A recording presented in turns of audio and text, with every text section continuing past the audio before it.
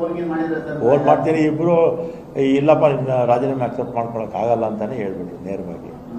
ಅದರಿಂದ ನನ್ನ ಅಭಿಪ್ರಾಯ ನಾನು ಹೇಳಿದ್ದೀನಿ, ಹೇಳಿ ಬಂದಿದ್ದೀನಿ. ಈಗ ಅಂದ್ರೆ ಅವರ ಹೈಕಮಾಂಡ್ ನಾಯಕರು ಡಿ ಕೆ ಶಿವಕುಮಾರ್ ಅವರ ನಿರ್ಧಾರದ ಮೇಲೆ ನಿಮ್ಮ ಅಂತಿಮ ನಿರ್ಧಾರ ಆಗೋದು ಪ್ರಕಟ ಆಗುತ್ತೆ. ಅಲ್ಲ, ಅವ್ರ ನಿರ್ಧಾರದ ಮೇಲೆ ನೀವು ನೆಕ್ಸ್ಟ್ ಪ್ಲಾನ್ ಮಾಡ್ತೀರಿ, ಏನ್ ಮಾಡ್ಬೇಕು ನೆಕ್ಸ್ಟ್? ಅಲ್ಲ, ಈಗ ಡಿಸ್ಕಸ್ ಮಾಡಿರ್ತಾರೆ, ನೋಡೋಣ ಏನಾಗುತ್ತೆ.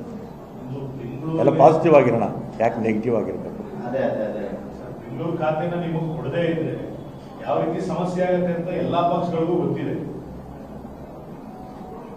ಸರ್, ಈಗ ನೀರಾವರಿ ಖಾತೆ ಜೊತೆಗೆ ಇನ್ನೊಂದು ಅಡಿಷನಲ್ ಖಾತೆ ಕೊಡ್ತಾರೆ ಅನ್ನೋ ಚರ್ಚೆ ಇದೆ. ಆ ತರ ಓಕೆನಾ ಸರ್? ಅದ್ರ ಬಗ್ಗೆ ಏನು ಮಾತಾಡಲ್ಲ. ಸರ್, ಈಗ ನೇರ ಪ್ರಶ್ನೆ ಸರ್. ಈಗ ಹೆಚ್ಚುವರಿ ಖಾತೆ ಕೊಡ್ತೀವಿ ಅಂತಂದ್ರೆ ಮುಂದುವರಿತೀರಾ, ಇಲ್ಲ ನಿಮ್ಮ ರಾಜೀನಾಮೆ ಕೊಟ್ಟಿರೋ ಸ್ಟ್ಯಾಂಡಿಗೆ ರಾಮಲಿಂಗ ರೆಡ್ಡಿ ಅವರು ಭದ್ರ ಆಗಿರ್ತಾರ ಅಂತ? ಅದ್ರ ಬಗ್ಗೆ ಏನು ಮಾತಾಡಲ್ಲ. ಒಂದಷ್ಟು ಜನ ಸಚಿವರು ಕೂಡ ನಿಮ್ ಪರವಾಗಿ ಬ್ಯಾಟ್ ಬೀಸ್ತಿದ್ದಾರೆ ಸರ್. ರಾಮಲಿಂಗ ರೆಡ್ಡಿ ಅವರು ಬೆಂಗಳೂರಿಗೆ ಬೇಕು, ಅವರ ಅನುಭವ ಇದೆ, ಹಿರಿತನ ಇದೆ, ಹಿಂಗ್ ಮಾಡಬಾರ್ದು, ವಿಶ್ವಾಸ ತಗೊಳ್ಳಿಂದ ಸಚಿವರು ಶಾಸಕರು ನಿಮ್ ಪರ ಬ್ಯಾಟ್ ಬೀಸ್ತಿದ್ದಾರೆ. ಏನು ನಾನು ನೋಡ್ಲಿಲ್ಲಪ್ಪ, ನಾನು ಊರಲ್ಲಿ ಇರಲ್ವಲ್ಲ. ಮತ್ತೇನಿದೆ? ಏನು ಸರ್, ನೀವು ರಾಜೀನಾಮೆ ಕೊಟ್ಟಿರೋದು ಬಿಜೆಪಿ ಭಯಂಕರ ಖುಷಿಯಾಗಿದೆ ಸರ್. ನೀವು ರಾಜೀನಾಮೆ ಕೊಟ್ಟಿರೋದು ಬಿಜೆಪಿ ಭಯಂಕರ ಖುಷಿಯಾಗಿದೆ. ನೀವು ಅವ್ರನ್ನೇ ಕೇಳ್ಕೊಂಡು.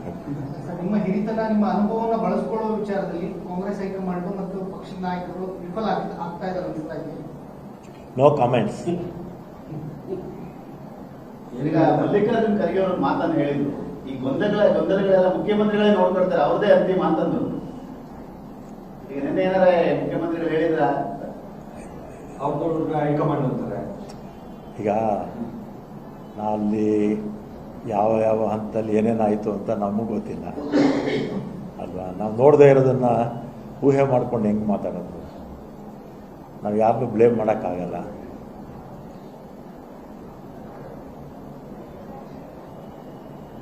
ಈಗ ರಾಮಲಿಂಗ ರೆಡ್ಡಿ ಅವರು ರಾಜೀನಾಮೆ ಕೊಟ್ಬಿಟ್ಟಿದ್ದಾರೆ, ವಾಟ್ ನೆಕ್ಸ್ಟ್ ಅನ್ನೋದು ಇಡೀ ರಾಜ್ಯದ ಜನರ ಕುತೂಹಲ, ಕಾಂಗ್ರೆಸ್ ಕಾರ್ಯಕರ್ತರು, ನಿಮ್ಮ ಅಭಿಮಾನಿಗಳ ಒಂದು ಕುತೂಹಲ.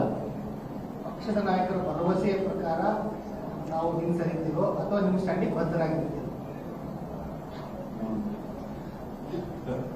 ನೀನೇ ಸ್ವಲ್ಪ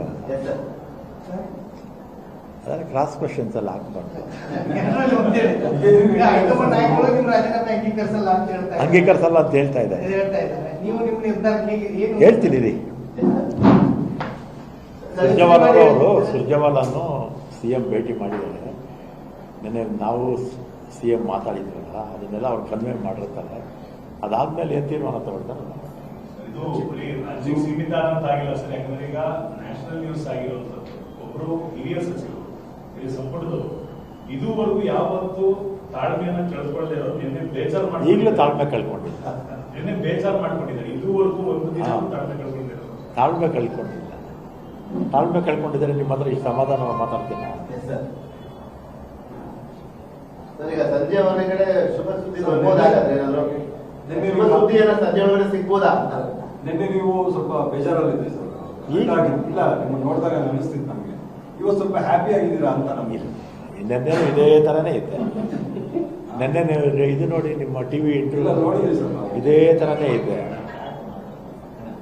ಅಲ್ಲಿ ನೀವು ಪ್ರಶ್ನೆಗಳಾಗ್ತಿರಲ್ಲ, ಆಗ ನಾನು ನೀವು ಉತ್ತರ ಕೊಟ್ಟಾಗ ನಿಮಗೂ ನಗು ಬರುತ್ತೆ, ನನಗೂ ನಗು ಬರುತ್ತೆ. ನೀವು ಸೀರಿಯಸ್ ಪ್ರಶ್ನೆಗಳಾಗ್ತಾ ಇದ್ರೆ ನಾವು ಸೀರಿಯಸ್ ಆಗಿದ್ದೀವಿ. ಯೋಚನೆ ಮಾಡ್ತೀರಾ? ಗ್ಯಾರಂಟಿ ನ್ಯೂಸ್, ಸುದ್ದಿ ಖಚಿತ, ನ್ಯಾಯ ನಿಶ್ಚಿತ.